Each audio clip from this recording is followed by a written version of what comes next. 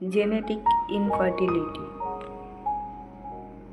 Genetic infertility বা জিনগত বন্ধ্যাত্ব হলো এমন একটি অবস্থা যেখানে বংশগত কারণ যেমন ক্রোমোজোমের অস্বাভাবিকতা, জিনগত ত্রুটি বা উত্তরাধিকারী সূত্রে প্রাপ্ত জেনেটিক বৈশিষ্ট্যগুলি গর্ভধারণের ক্ষমতাকে বাধা দেয়।